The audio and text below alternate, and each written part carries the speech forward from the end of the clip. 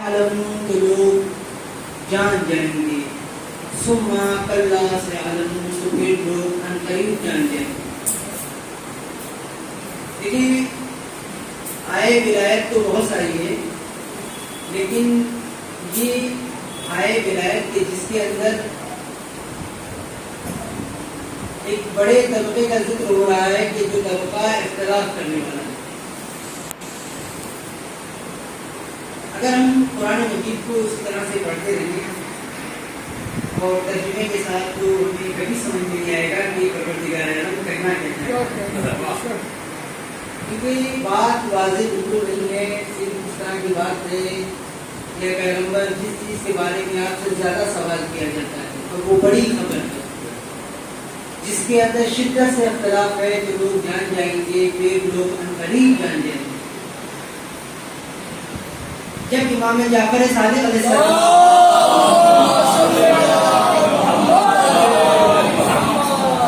امام سے پوچھا کہ مولا میں قرآن کو پڑھتا ہوں اور ظاہر ہے کہ عرب ہیں تو عربی زبان کافی اثر یہ ہے، وہ بہتر طریقے سے جانتے ہیں۔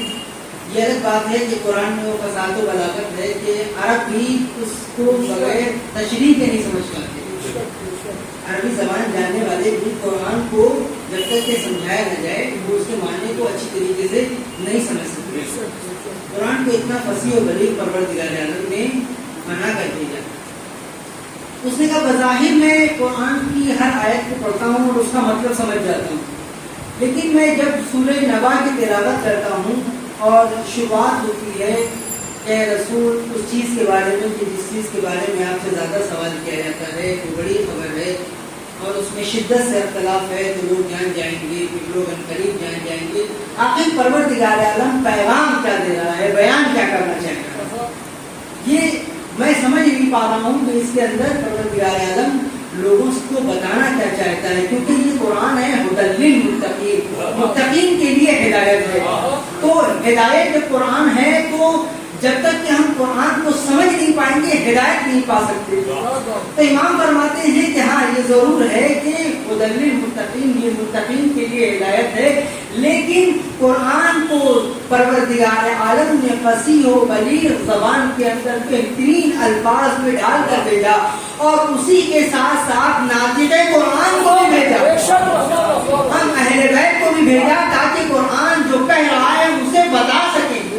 لوگ پریشان رہیں گے اور حقیقت ہے کہ اگر امام بیان نہ کرتے قیامت تک لوگ سورہ نبا پڑھتے رہتے اور اس کے اصل معنی مطلب سے محروم رہتے۔ ہر طرح کی آیتیں جس کے اندر کہیں جنت کا تذکرہ ہے تو لوگ سمجھ جاتے ہیں اچھے عمل کریں گے تو جنت ملے گی، دوزخ کا تذکرہ ہے، رزق کا تذکرہ ہے، تمام چیزوں کا تذکرہ ہے، لیکن یہ اتنی مجمل بات ہے، اتنی چھپی ہوئی بات ہے کہ جس کا سمجھنا جو ہے اندازہ لگانا آسان نہیں ہے۔ امام صادق فرماتے ہیں کہ جان لو یہ بڑی خبر در حقیقت ہمارے جب علی بن ابی طالب کی ولایت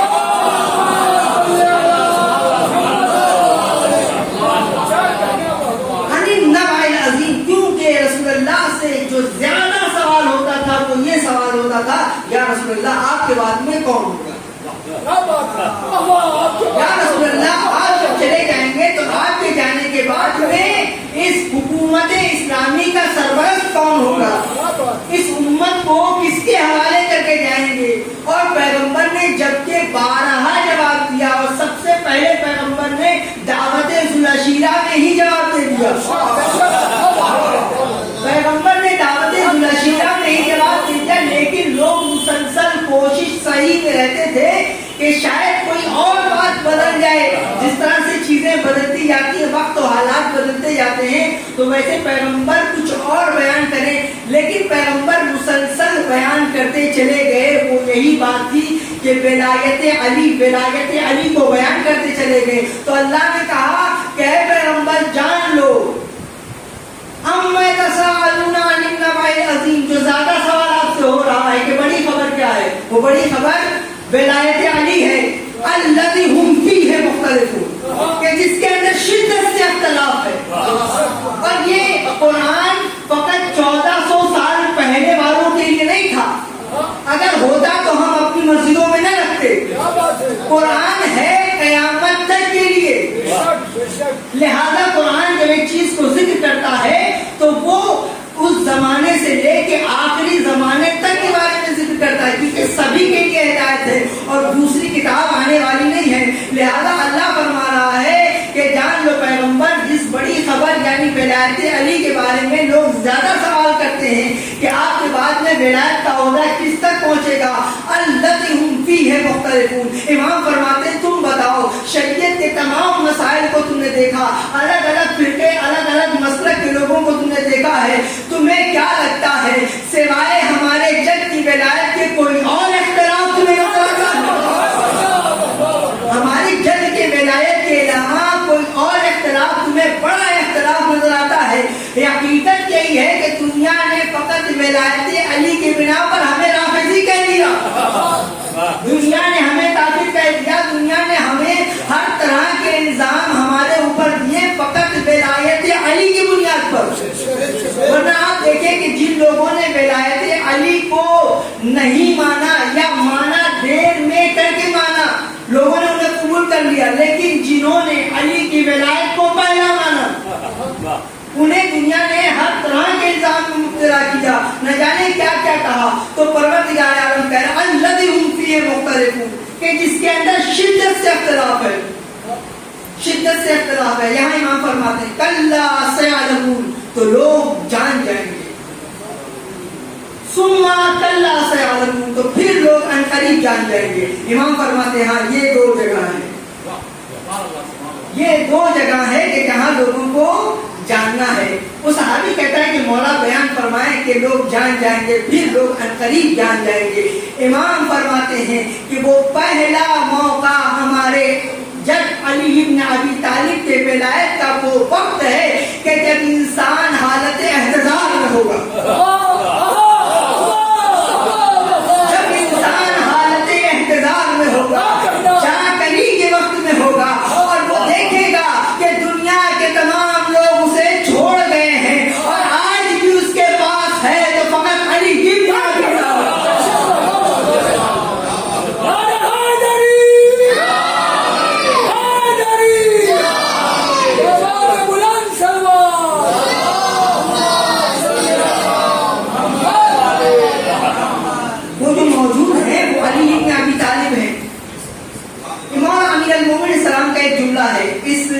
آیت مبارکہ کی تشریح کے لیے امام نے فرمایا کہ چاہے کوئی مشرق میں مرے چاہے کوئی مغرب میں مرے، پوری دنیا میں کوئی بھی مرتا ہے اس کے حالت احتضار کے وقت میں علی اس کے پاس ہوتا ہوں۔ صحابی کہنے لگا کہ مولا صرف اپنے محبوں کے پاس آتے ہیں یا سبھی کے پاس آتے ہیں؟ تو امام نے کہا نہیں، میں سبھی کے پاس آتا ہوں۔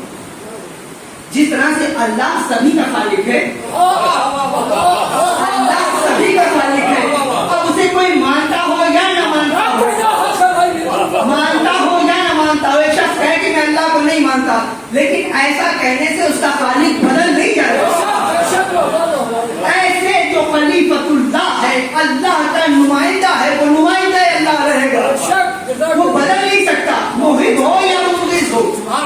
تو وہ صحابی ناراض ہو گیا، کہنے لگا مولا آپ کو تو صرف ہمارے پاس آنا چاہیے، دوسروں کے پاس نہیں جانا چاہیے، جو آپ کو نہیں مانتے، جو آپ سے کوئی مطلب واسطہ نہیں رکھتے، ان کے پاس ان کے حالت احتضار کے وقت نہیں جانا چاہیے۔ امام نے کہا نہیں، ہمیں سبھی کے پاس جانا ہے، کیونکہ پروردگار عالم نے نور ولایت کو سورج کی نور کی طرح رکھا ہے، کہ ولایت کا نور جو ہے وہ سورج کے نور کی طرح سے ہے۔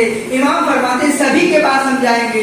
امام فرماتے ہیں ہاں فرق ہے، ہمارے جانے سے فرق ہے۔ یاد رکھو کہ جب ہم اپنے محب کے پاس جاتے ہیں اور جب ہم اپنے مبلغ کے پاس جاتے ہیں، دونوں کے پاس جاتے ہیں تو فرق ہوتا ہے۔ صحابی کہتا ہے کہ مولا کیا فرق ہوتا ہے؟ امام فرماتے ہیں جب ہم اپنے محب کے پاس جاتے ہیں تو محب تو زندگی بھر علی علی کر رہا تھا، اسے آخری وقت دیکھ کر اپنے ایمان میں یقین ہوتا ہے کہ زندگی بھر جو ہم نے علی علی کہا، زندگی بھر جو ہم نے اہل بیت کا نام لیا، آج ہم دیکھ رہے ہیں کہ علی ہمارے سامنے کھڑے ہیں، لیکن جس نے زندگی بھر ہم سے نفرت کی ہو، وہ جب حالت احتضار کے وقت میں ہمیں دیکھتا ہے تو ایک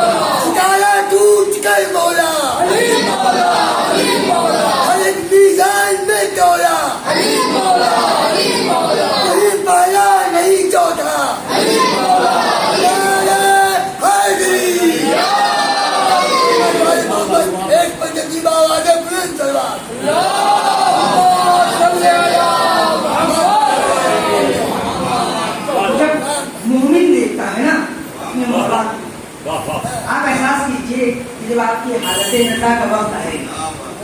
آنا تو سبھی کے حالت نزا، خون میں کچھ حصہ معین ہے، کسی کو کبھی کسی کو کبھی، لیکن آنا تو ہے. یہ ایک ایسی چیز ہے کہ جو سبھی کے لیے آئے. اور آپ احساس کریں کہ جب وہ لمحہ ہو اور آپ کہیں کو دیکھیں، احساس کیجیے کہ آپ کی ایمان میں کس درجہ بلندی ہے.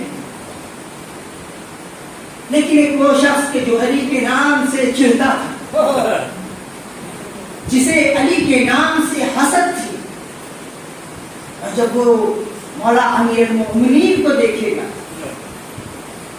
تو پھر اسے کتنا پچھتاوا ہوگا کہ دنیا میں ہزاروں پیروں کے پاس گئے اپنا پیر علی کو پوچھنا. اور اسی لیے اللہ نے فرمایا ہے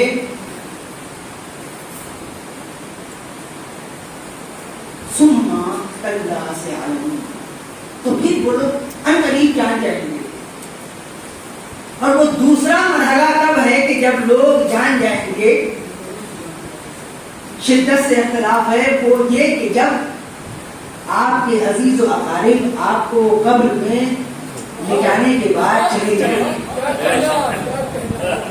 اور شب اول قبر پہلی رات جب ہوگی، احساس کیجئے جو بیٹا تھا بہت نزدیک تھا، جو باپ تھا بہت نزدیک تھا، بیٹا دل کا ٹکڑا تھا، باپ جان و دل تھا، تمام رشتہ دار عزیز و اقارب بیٹھا، یہ سب آپ کو چھوڑ کر چلے جائیں. اسی لیے تو کہتے ہیں کہ علی سے محبت ہر چیز سے افضلیت ہے، کیونکہ جہاں آپ کو کوئی سہارا نہیں دینے والا وہاں علی سہارا دے گا. یہ آپ کے انتقال کے بعد میں لوگ جائیدادوں میں حقوق کے اندر تقسیم ہو جائیں گے، لیکن جو آپ کی رحلت کے بعد میں آپ کو سب سے پہلے فائدہ پہنچانے والے ہیں وہ مولا امیر المؤمنین.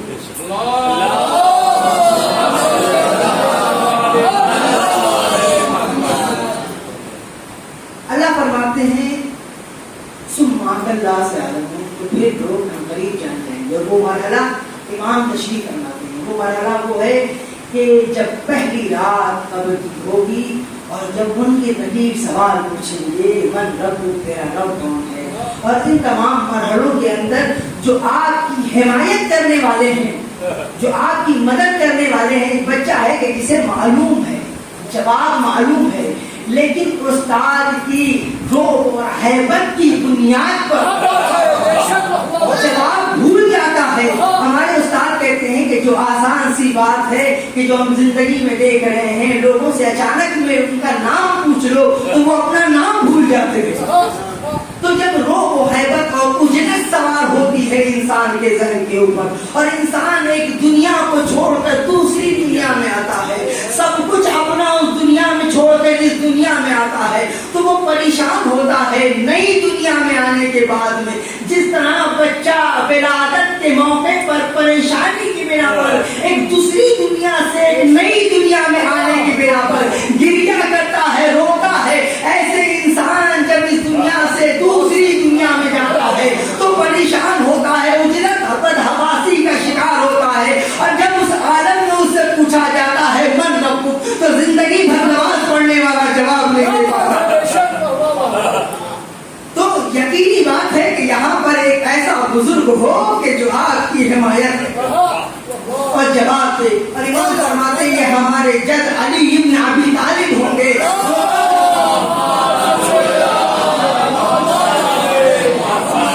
جو قبر کی منزلوں میں تمہیں سہارا دیں گے. اور یہاں بھی امام فرماتے ہیں کہ ہمارے جد سبھی کے پاس جائیں گے، سبھی کے پاس جائیں گے.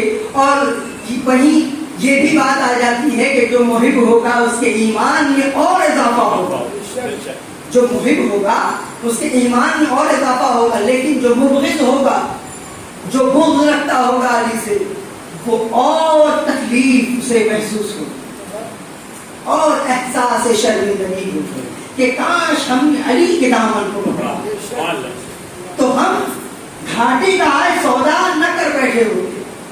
کیونکہ دامن علی کو پکڑنا ہی یقیناً سود مند فائدے مند کاروبار ہے، اور یہ کاروبار خدا کے ساتھ ہے۔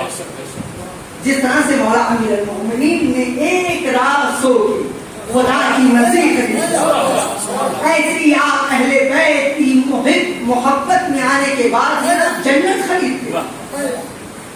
آپ جنت خریدتے ہیں، جنت بہت معمولی شے ہے ایک محب علی کے لیے۔ جنت بہت معمولی شے ہے ایک محب علی کے لیے۔ محب علی کے سامنے جنت کی کوئی حقیقت نہیں۔ بہت ساری روایتیں ہیں کہ روایتوں کے اندر ذکر ہوتا ہے کہ پیغمبر کھڑے ہوں گے روز محشر، کھڑے ہونے کے بعد میں آواز دیں گے، ہے کوئی شخص کہ جس کے اوپر میرا حق نکلتا ہو وہ کھڑا ہو اور مجھ سے اپنا حق لے جائے۔ کوئی شخص ہے کہ جس کے اوپر میرا حق نکلتا ہو تو وہ آئے اور اپنے ساتھ اپنا حق لے جائے۔ تو یہاں پر روایت کا جملہ ہے کہ ایک گروہ کھڑا ہوگا اور کہے گا یا رسول اللہ ہم آپ پر درود بھیجا کرتے تھے، ہم آپ پر صلوات پڑھا کرتے تھے، ہم اس کا حصہ چاہتے ہیں۔ تو پیغمبر یہ کہیں گے اس سے کہ تو خود بھی بہشت میں چلے جا اور جس کی چاہے سفارش کر کے لے جا۔ بہت بڑا مقام ہے، لیکن منبروں سے ایک دھوکہ دیا گیا۔ وہ دھوکہ یہ دیا گیا کہ 2 منٹ کی مجلس کے اندر ایک بندے خدا کو جنت پہنچا دیا گیا۔ وہ دھوکہ تھا، وہ دھوکہ یہ کہ 2 منٹ کے اندر ایک شخص کو جنت پہنچا دیا گیا۔ جنت جانا ہر محب علی کا حق ہے اور دوزخ ہر محب علی پر حرام ہے۔ یہ ایک مسلم بات ہے۔ جس طرح سے آپ کہیں کہ خدا ہے، خدا زندہ ہے، خدا واحد و احد ہے، جس طرح سے یہ مسلم پکی بات ہے، ایسے ہی ہے کہ جو حسین کا عزادار ہو وہ دوزخ میں نہیں جا سکتا، جو حسین کا چاہنے والا ہو وہ دوزخ میں نہیں جا سکتا۔ دوزخ تو اس شخص کے لیے بنی ہے جو علی اور آل علی سے نفرت کرتا ہے۔ علی اور آل علی سے نفرت کرنے والوں کے لیے دوزخ بنی ہے، دوزخ محبان اہل بیت کے لیے نہیں بنی۔ لیکن یاد رکھیں امام صادق علیہ السلام کا جملہ ہے،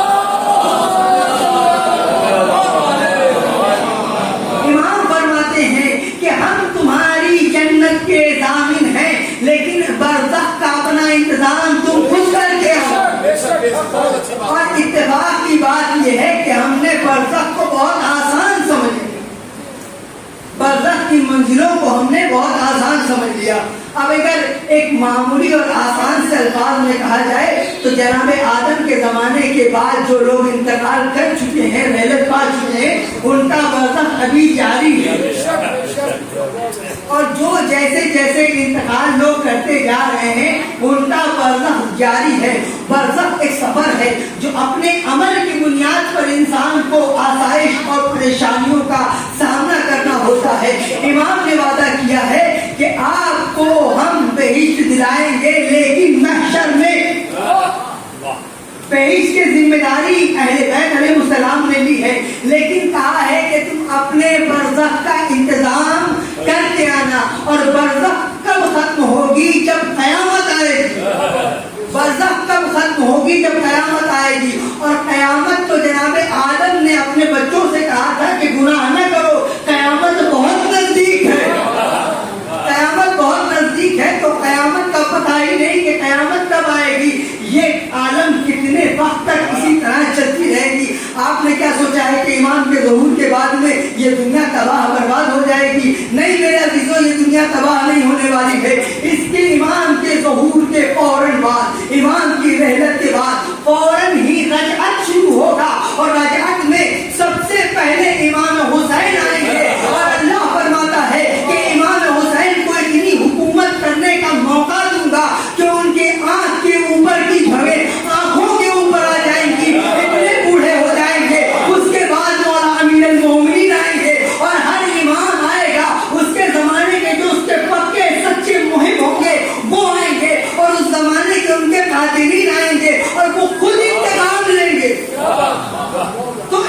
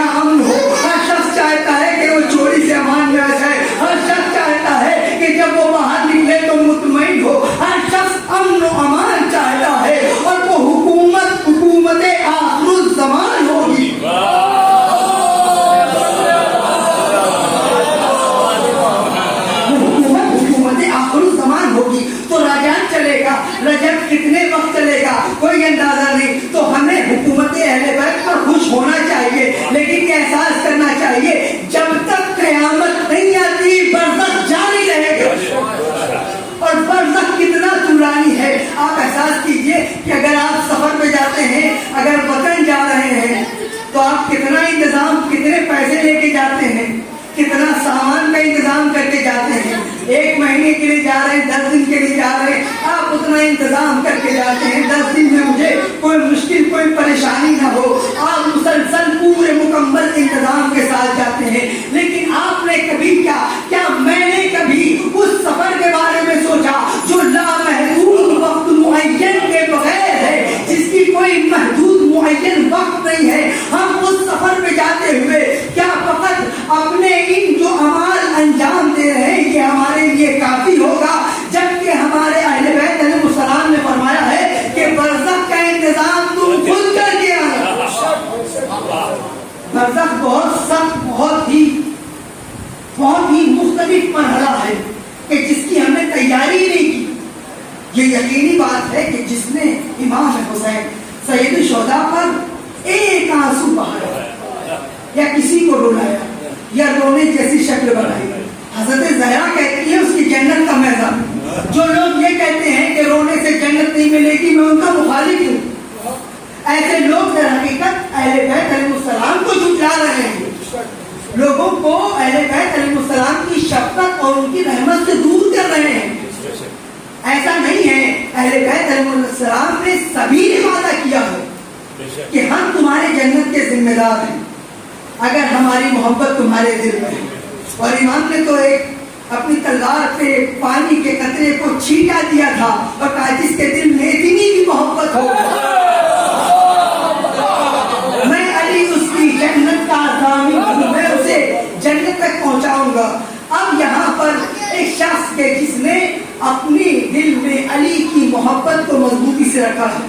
اور بہت ضروری ہے، ہم جو زندگی بھر سمجھ کے بیٹھے ہیں کہ ہمارے دل میں علی کی محبت ہے، اسے بار بار چیک کرنے کی ضرورت ہے کہ ہے یہ چلی گئی، ہے یہ چلی گئی. ایک گمان ہے. اہل بیت سے نزدیک رہنا کوئی مشکل بات نہیں ہے.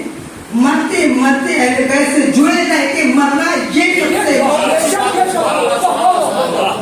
ہم اہل بیت کے بہت کوئی اہم مجلسیں کراتے ہیں، لیکن فلاں صاحب کی مجلس نہیں کرنے دیں گے، فلاں صاحب کی جلوس کو نہیں نکلنے دیں گے، جلوس کے اوپر پابندی لگا دی، ہم نے پیسے دے کے اس جلوس کو روکوا دیا. آپ بتائیں آپ اہل بیت کے ساتھ ہیں یا نہیں؟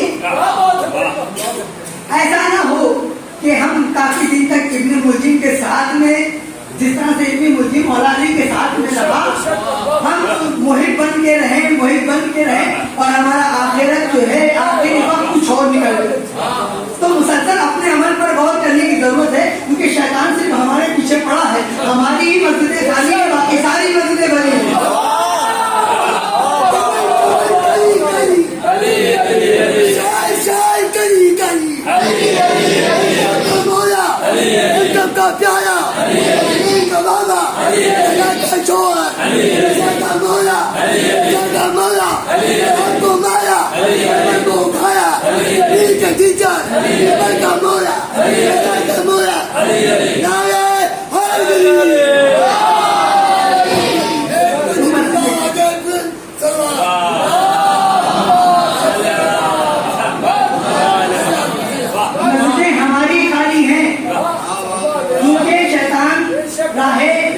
مستقیم سے بھٹکائے گا. شیطان نے وعدہ کی اللہ سے یہ کہا ہے کہ جو صراط مستقیم پہ ہوگا اسے ہی بھٹکاؤں گا. تو پیغمبر نے فرما دیا کہ یا علی انت صراط مستقیم، اے علی تم ہی صراط مستقیم.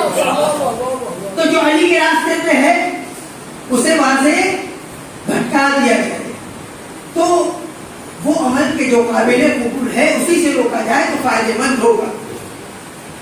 اسی عمل کو اگر شیطان روکے گا تو فائدے مند ہے. تو آپ اگر نمازوں میں آ رہے ہیں تو اگر آپ کو کوئی چیز روک رہی ہے تو آپ سمجھ لیجئے کہ وہ عمل کیونکہ آپ کا قابل قبول ہے پروردگار کی بارگاہ میں. لہذا آپ کچھ لوگ کہتے ہیں نماز جب سے شروع کی ہزار پریشانیوں نے گھیر لیا، جب سے نماز شروع کی کاروبار بند ہو گئے، جب سے نماز شروع کی بچے بیمار ہیں، گھر پہ لوگ بیمار ہیں. تو تو ظاہر سی بات ہے شیطان آپ کے پیچھے پڑ گیا کہ آپ کی نماز قابل قبول تھی. آپ کی نماز کو اللہ قبول کرنے والا ہے کیونکہ اجرت اہل بیت کے ساتھ ہے, مودت اہل بیت کے ساتھ ہے.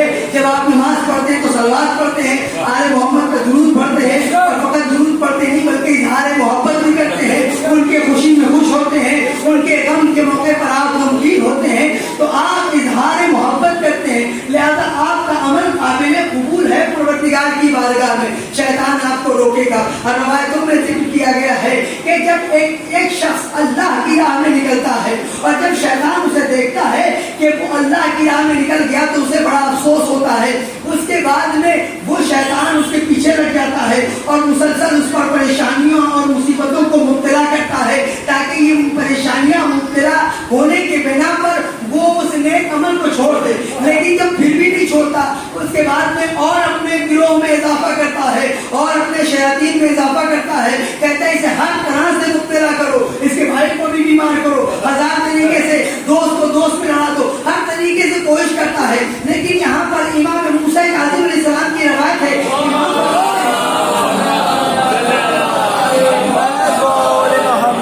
امام فرماتے ہیں کہ اگر کوئی شخص صلوات پڑھے, امام فرماتے ہیں اگر کوئی شخص صلوات پڑھے تو جب آپ نے کوئی نیک عمل شروع کیا, آپ نے نماز شروع کی, شیطان آپ کے پیچھے لگ گیا, تو جیسے ہی کوئی شخص صلوات پڑھتا ہے تو صلوات کے جو ثواب کی بنا پر پروردگار عالم نے موکلات کو معین کر رکھا ہے, جو آپ کے لیے عبادتیں کریں, جو آپ کے لیے استغفار کریں, تو پروردگار عالم ان موکلات, ان فرشتوں کو حکم دیتا ہے کہ ان شیاطین سے اس شخص کی حفاظت کرو. امام فرماتے ہیں کہ جب وہ فرشتے آتے ہیں اس شخص کی حمایت کے لیے, اسے شیاطین سے دور رکھنے کے لیے, تو پھر شیاطین کے گروہ میں اضافہ ہوتا ہے اور وہ پھر حملہ کرنے کی کوشش کرتے ہیں. یہ بندہ صلوات پڑھتا جاتا ہے, اس کے فرشتوں کی تعداد بڑھتی جاتی ہے, اور ایک دن ایسا آتا ہے کہ شیاطین تھک کر اس شخص کو چھوڑ دیتے ہیں.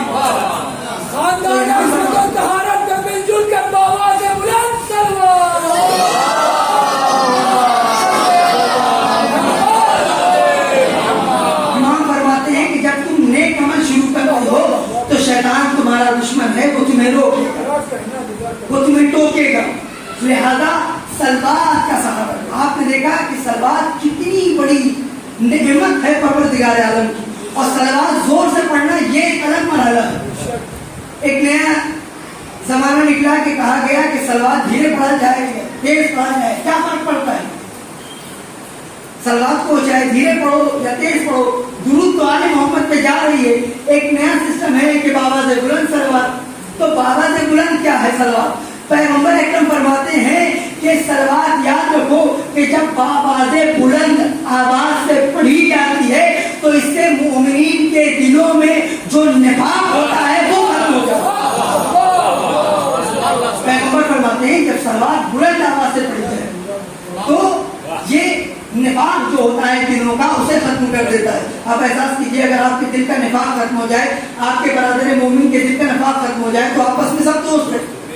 تو صلوات زور سے پڑھنے کا فائدہ یہ المختصر یہ کہ زندگی اور آخرت کا جو سہارا ہے وہ اہل بیت کی محبت ہے, وہ ولایت علی ہے. ولایت علی کے ساتھ ہم زندگی بھر رہیں اور اسی ولایت علی کے ساتھ دنیا سے چلے جائیں. یہی واحد ہمارے پاس سرمایہ ہے. جو کچھ ہے وہی چھوڑ جائیں گے, جو لے کے جائیں گے وہ اہل بیت کی محبت و محبت. اور یہاں پر آپ کو جو بھی کہہ دیا جائے, جو بھی برا بھلا کہا جائے, آپ اسے برداشت کیجئے, آپ اسے تحمل کیجئے, کیونکہ یہ جو کہا جا رہا ہے یہ اہل بیت کی محبت کی بنا پر کہا جا رہا ہے. آپ کو تحمل کرنا ہوگا. امام فرماتے ہیں کہ یاد رکھو کہ جب روز محشر ہوگا اور روز محشر تمام لوگوں کو پروردگار عالم ننگے کھڑا کرے گا, لوگ بغیر لباس کے ہوں گے. امام فرماتے ہیں میرے شیوخیوں نے شکایت کی تھی امام سے کہ مولا ہم جب بازاروں میں گزرتے ہیں تو ہمیں لوگ رافضی کہتے ہیں, کافر کہتے ہیں, نہ جانے کیا کیا برا بھلا کہتے ہیں. تو امام نے فرمایا تھا کہ یاد رکھو میرے شیعوں, تم ہی وہ لوگ ہوں گے کہ جب روز محشر اٹھائے جائیں گے تو انہیں پروردگار عالم فاخرانہ لباس عنایت کرے گا, بہترین لباس پہنے ہوں گے, بہترین لباس. اور جب کے تمام مخلوقات بغیر لباس کے ننگے ہوں گے اور جب وہ تمہیں دیکھیں گے تو شرم کریں گے کہ کاش ہم نے بھی علی سے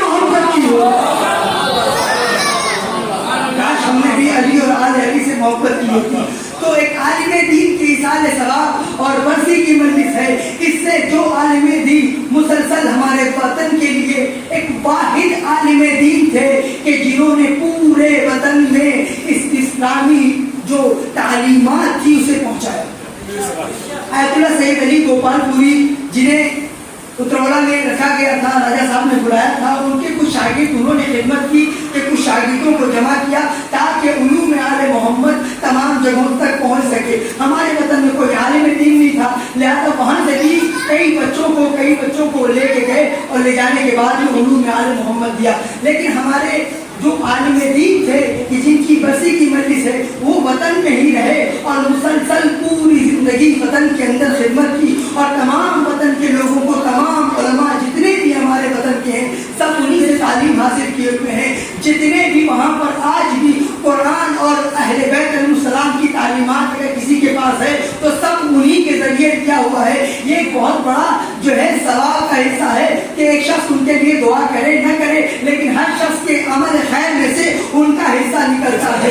یہ دنیا کا دستور ہے کہ اگر آپ ثواب جاریہ کے لیے ایک کلمہ کسی کو سکھا دیجیے, ایک لفظ سکھا دیجیے, جب تک وہ جتنے لوگوں میں تبدیل ہوتا جائے گا اس کا ثواب اجر و ثواب آپ تک پہنچتا جائے گا. پروردگار عالم دین کی روح کو جمال اہل بیت میں جگہ کرے اور اسی طریقے سے ہم سب کو اس حالت میں پہنچائے کہ ہم آل محمد کے نزدیک ہو سکیں, ہم بھی کچھ کام کر سکیں, ہم بھی کچھ خدمتیں اہل بیت کر سکیں. زندگی کا آخری اور پہلا سرمایہ محبت اہل بیت ہے, تعلیمات اہل بیت. آپ غور فرمائیں کہ محبت اہل بیت ہمارے دلوں میں ہے. آج تو زمانہ بہت آسان ہو گیا ہے, لوگ بڑی آسانی سے زیارتوں پہ چلے جاتے ہیں, لیکن پہلے ایک لقب ہوا کرتا تھا کربلائی. جو بزرگان ہیں انہوں نے پہلے کے بزرگوں کو کربلائی کہا ہوتا. بڑی مشکل, بڑی زحمتوں کے ساتھ انسان کربلا جاتا ہے دیدار مولا کے لیے. اور یہ ہماری خوش نصیبی ہے کہ آج ہمارے لیے اتنے آسان راستے ہو گئے کہ ہم لمحوں میں کربلا پہنچ گئے. تو یہ ایک بہت بڑا شرف ہے, بہت بڑا لقب ہے. جو لوگ کربلا گئے ہیں اسے ضائع نہیں, ان کی آنکھوں نے مولا کو دیکھا.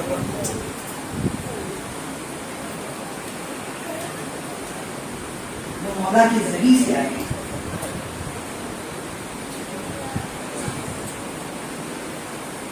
یہ پوری زندگی کا سفر صرف دیدار مولا ہے.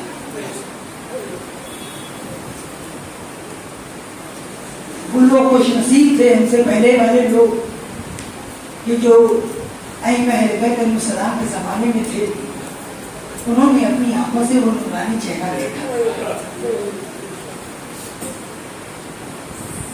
ہم اس زمانے میں پیدا ہوئے اپنے مولا کے دیدار سے محروم, اور جو مولا ہمارا موجود بھی ہے وہ ہم پہ بھروسہ نہیں کرتا, یا ہم اس لائق نہیں ہیں کہ وہ ہم سے ملاقات کر سکیں. آخر وہ ملے ہم نے کہا اگر آج امام ہم سے ملاقات کرنا چاہیں تو کہاں ملیں؟ یقینی بات ہے, میں سب کی بات میں اپنی بات کرتا ہوں, ہم اپنے گھر بھی اپنے مولا کو نہیں لے جا سکتے. ہمارا گھر 5 سال نہیں ہے. یقیناً امام ایک گھر کی تلاش میں ہے. ہمارا مال 5 سال نہیں ہے. ہم نے آج جو کھانا ہمارے گھر بنا ہے کیا ہم یقین کرتے ہیں کہ مولا کو کھلا سکتے ہیں؟ جو پیسہ آیا ہے, جو اناج ہم خرید کے لے کے آئے اس میں طہارت کا خیال ہم نے کیا ہے. جو پیسہ, جس پیسے سے ہم اناج لے کے آئے ہیں کیا وہ پاک و طاہر ہے؟ کیا جس جگہ پہ ہم رہ رہے ہیں کیا ہم نے حقیقت میں اس کے حق کو ادا کیا ہے؟ حقیقت میں ہے کہ بات یہی صحیح ہے کہ مولا کہاں ہے. اب ہمارے ذہن میں ایک بات آئے گی کہ امام بارگاہ میں چلے ہیں تو یہ بھی ایک الگ بات ہوگی. ہم فلاں انجمن والوں کو یہاں مجلس نہیں کرنے دیں گے, فلاں کمیٹی والوں کو یہاں آنے نہیں دیں گے. تو یہ مسجدیں بھی الگ الگ کمیٹیوں کی ہو گئی. لیکن یہ امام بارگاہ, یہ مسجد, یہ سب اہل بیت علیہ السلام کی امانت ہے جو ہمارے پاس ہے. یہ گھر ہے. ہمیں اپنے گھر کو, ہم دوسروں کی بات نہیں کرتے کہ ہم سڑک کے ہر چلتے ہوئے آدمی کو تنبیہ کرنا شروع کرتے. نہیں, ہم اپنے گھر کو مولا کے گھر کے لائق بناتے ہیں. ہم اپنی بہن کو, ہم اپنے بھائی کو, ہم اپنے آپ کو مولا کے لائق بناتے ہیں. یہ دیدار کی امیدیں ختم ہو جائیں گی, مولا خود آ جائیں گے. بڑی امید سے, بڑی حسرتوں سے یہ دعائیں اللہ مجھے پڑھنے سے امام نہیں آئیں گے. امام کو یقین چاہیے کہ تم بلا رہے ہو. ہم جو افسوس کر رہے ہیں کہ اس زمانے میں نہیں آئے, لیکن افسوس ہمارا غلط ہے کیونکہ آج بھی ایک امام موجود ہے. ہم امام کے بغیر نہیں, لیکن ایک مرحلہ آئے گا, ایک موقع آئے گا کہ جہاں پر دیدار امام ہوگا, اور وہ موقع ہے جاگنے کا وقت, حالت احتضار کا وقت ہے کہ جب امام سے ملاقات ہو. وہ قبر کی پہلی رات ہے کہ جب امام سے ملاقات ہو. جو زندگی بھر آپ نے سرمایہ جمع کیا ہے محبت اہل بیت کا, حسین کے نام کو سننے کے بعد جو آپ کی آنکھوں سے آنسو نکل رہے ہیں, یہ جس کی محبت میں آنسو نکل رہے ہیں اس کے دیدار ہوں گے.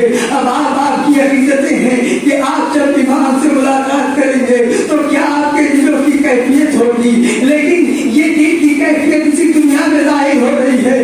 جب کوئی اپنا مر جاتا ہے تو ہم اپنے کا ذکر نہیں کرتے, ہم اپنے پر نہیں روتے, بلکہ اپنے غموں کو سید الشہداء امام حسین کے غم میں تبدیل کر دیتے ہیں. حسین کے لیے روتے ہیں, فرزند زہرا کے لیے روتے ہیں.